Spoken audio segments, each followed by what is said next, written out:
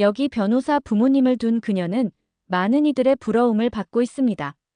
명문대를 졸업하고 부모님의 기대대로 법조계에 발을 들였지만 시간이 지날수록 자신이 이 길에 대한 열정을 가지고 있지 않다는 것을 깨닫게 됩니다. 방황 끝에 그녀는 스스로의 꿈을 찾기로 결심하죠.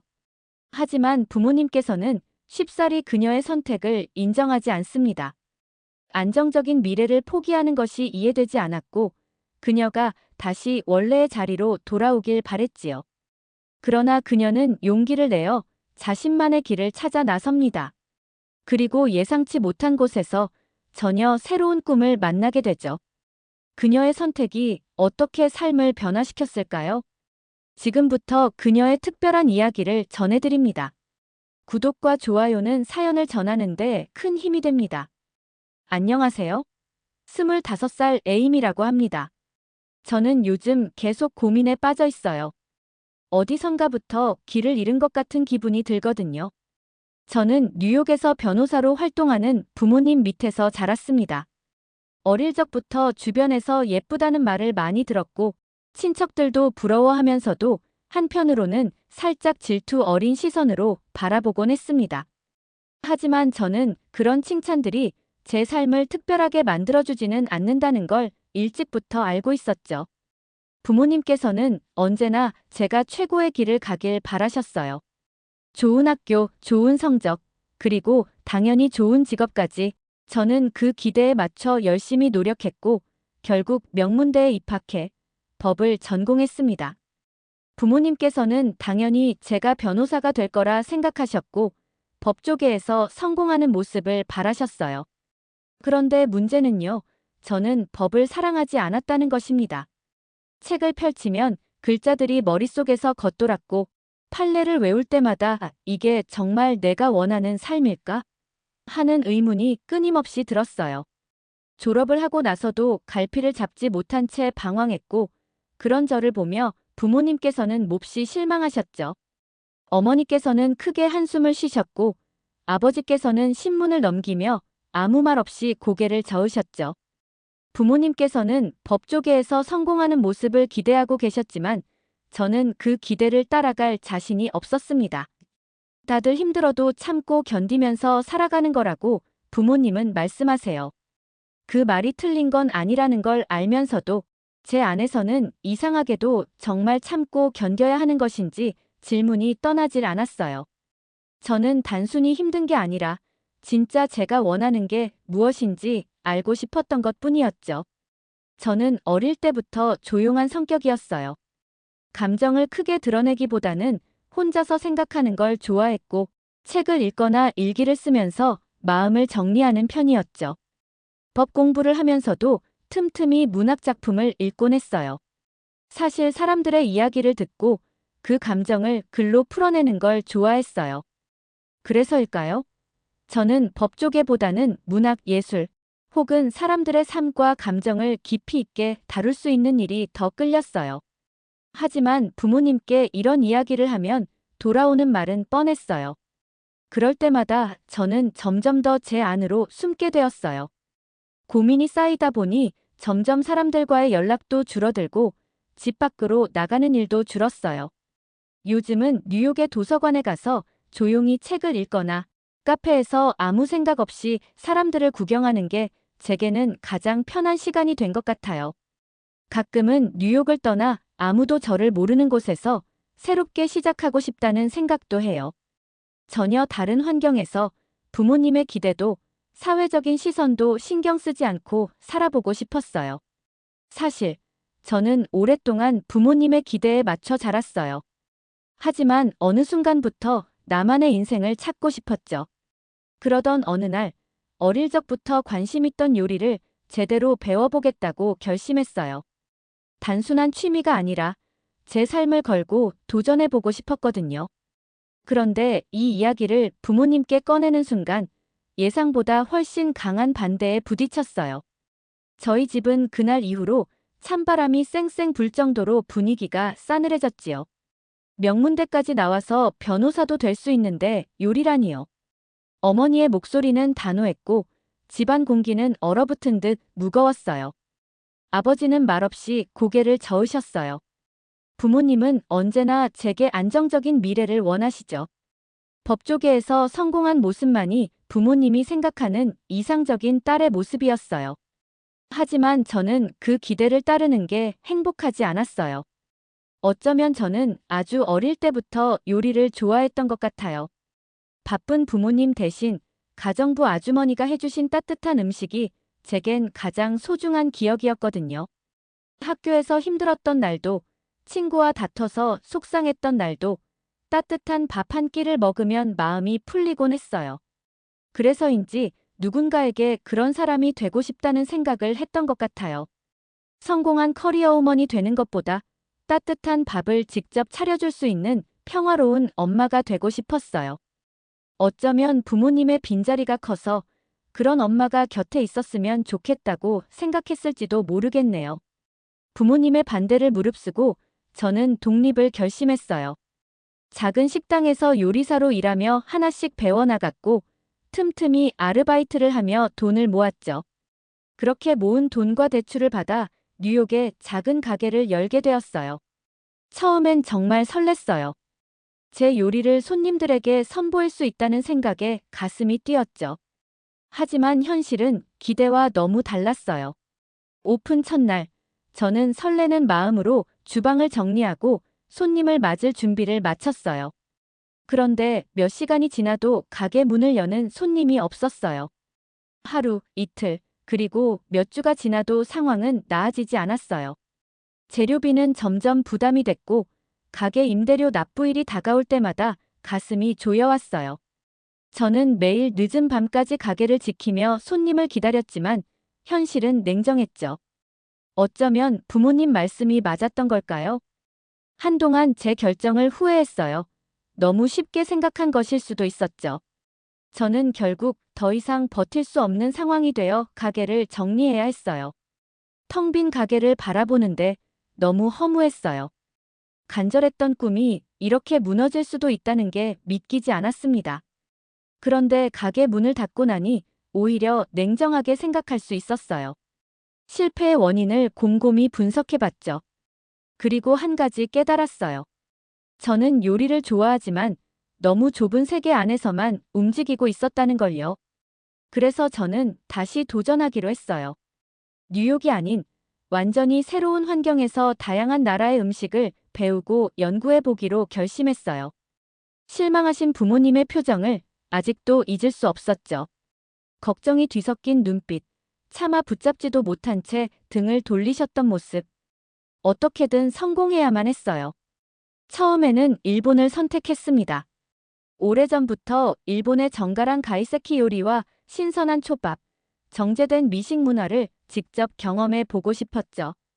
여행을 떠나기 전까지 저는 일본에서의 식사가 특별한 감동을 줄 것이라 믿어 의심치 않았어요. 그러나 현실은 달랐어요. 일본에서의 생활은 생각보다 쉽지 않았죠. 분명 최고의 미식 문화를 배우기 위해 왔지만 막상 현지에서 접한 음식들은 제 입맛과 잘 맞지 않았죠. 음식은 너무 섬세했고 재료 본연의 맛을 강조하는 방식이 익숙하지 않았어요. 게다가 정성스럽게 준비된 요리들은 아름다웠지만 제 입맛에는 전혀 맞지 않았죠. 섬세한 맛의 조합과 담백한 음식들은 익숙한 풍미와는 거리가 있었어요. 게다가 식사를 하는 분위기조차 어딘가 달랐어요. 조용하고 정적인 공간, 낮은 목소리로 대화하는 사람들, 규칙과 예절을 중시하는 식사 방식. 처음에는 신기하고 우아하게 느껴졌지만 시간이 지날수록 왠지 모르게 답답함이 밀려왔어요. 일본에서 생활하면서 예상치 못한 불편함이 많았어요. 일본 사람들은 친절했지만 거리감이 느껴졌어요. 겉으로는 웃으며 정중하게 대하지만 그 속마음을 쉽게 알기 어려웠죠. 대화 중에도 지나치게 조심스러웠고 조금이라도 실수를 하면 눈치가 보였습니다. 저는 자연스럽게 소통하고 싶었지만 관계가 쉽게 가까워지지 않는다는 느낌이 들었죠. 처음에는 감탄했지만 시간이 지날수록 뭔가 허전함이 밀려왔죠. 그렇게 고민이 깊어지던 어느 날, 저는 작은 이자카야 일본식 선술집에서 한국인 유튜버를 만날 수 있었어요. 혼자 저녁을 먹으러 간 이자카야는 작은 가게였지만 분위기가 아늑했어요. 저는 메뉴를 고르며 고민하고 있었는데 옆 테이블에서 한국어가 들렸어요. 호기심이 생겨 살짝 고개를 돌리니 한 남성이 카메라 앞에서 맛있게 음식을 먹으며 방송을 했죠. 진짜 맛있네요.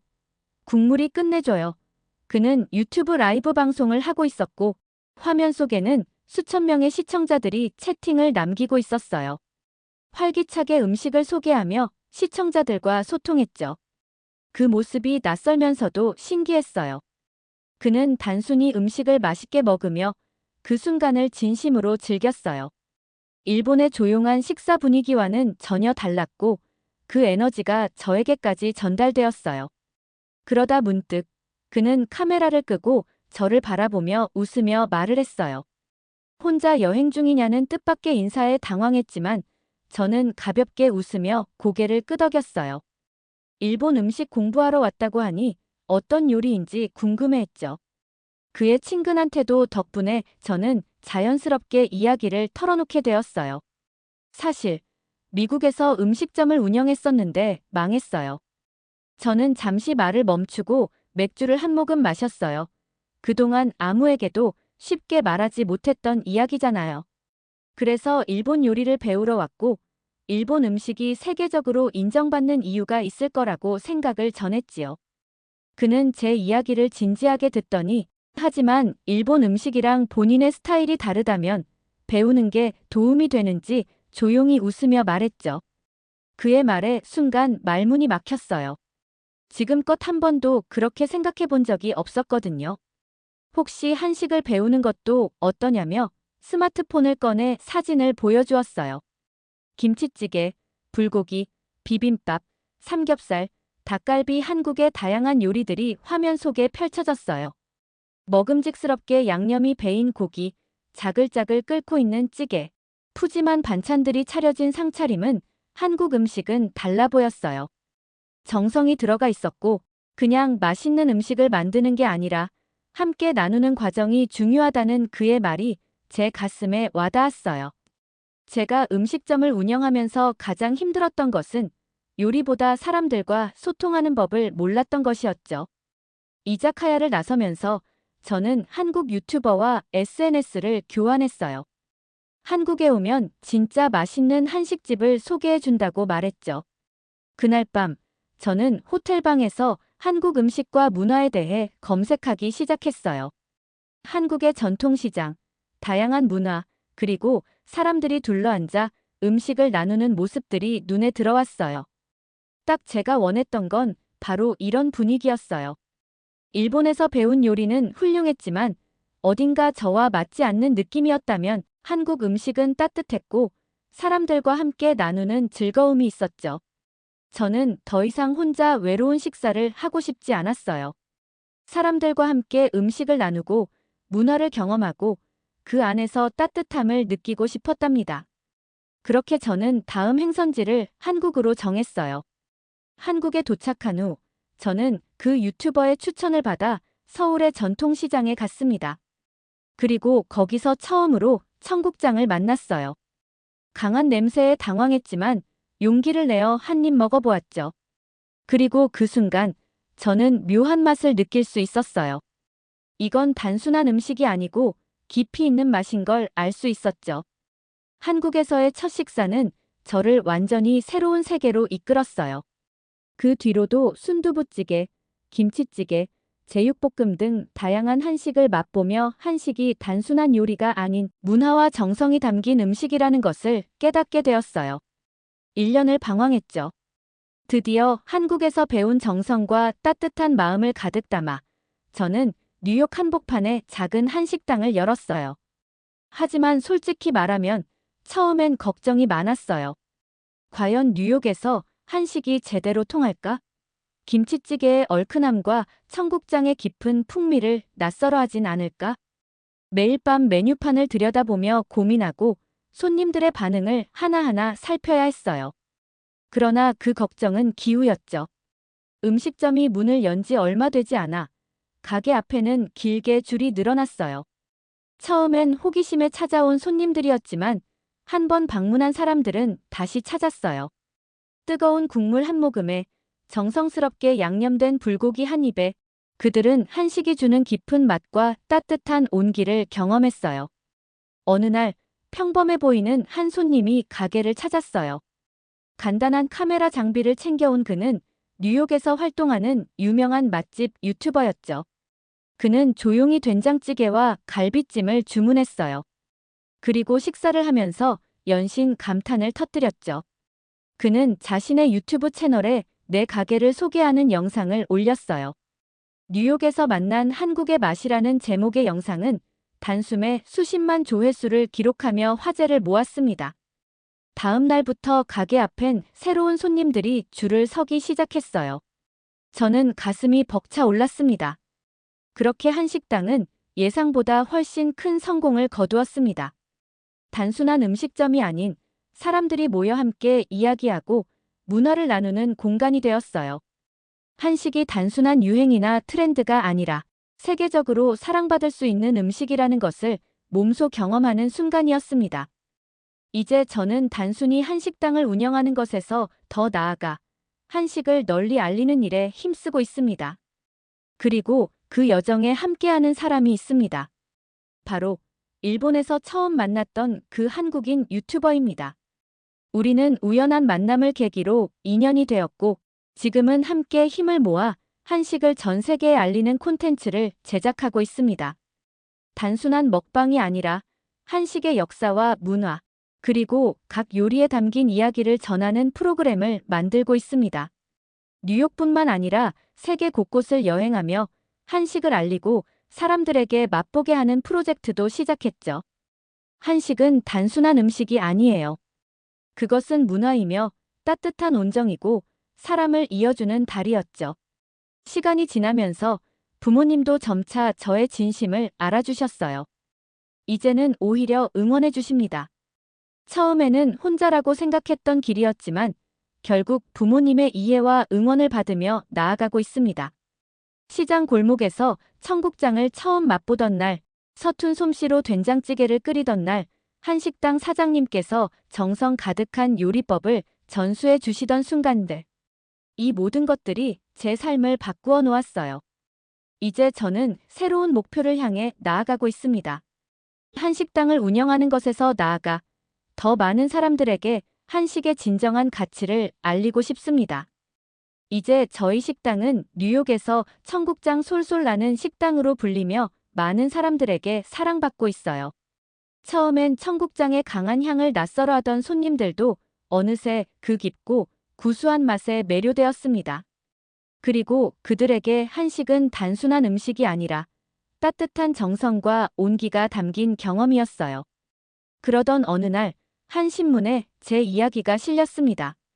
법조계를 포기하고 한국 식당을 차린 여자. 과거의 저라면 이 기사를 보고 스스로를 이해하지 못했을지도 모릅니다. 법정에서 판례를 연구하던 삶에서 이제는 주방에서 국물을 끓이고 정성을 다해 한 그릇 한 그릇을 준비하는 삶. 하지만 지금의 저는 단 한순간도 후회하지 않습니다. 이제 저는 한식당을 운영하는 것을 넘어 한식을 널리 알리는 일에 더욱 힘쓰고 있습니다. 한식을 처음 접하는 사람들에게도 쉽게 다가갈 수 있도록 새로운 메뉴를 개발하고 한국의 음식 문화를 깊이 경험할 수 있는 공간을 만들고 있습니다. 그리고 그 과정에서 저와 같은 꿈을 가진 사람들과 협력하며 더 큰 비전을 향해 나아가고 있습니다. 지금도 여전히 매일 새벽이면 국물을 끓이고 재료를 손질하며 하루를 시작합니다. 하지만 이제는 단순히 음식을 만드는 것보다 한국의 맛과 따뜻한 정서를 전하는 사명감으로 가득 차 있습니다. 한식과 함께 저는 더 넓은 세상으로 나아갑니다.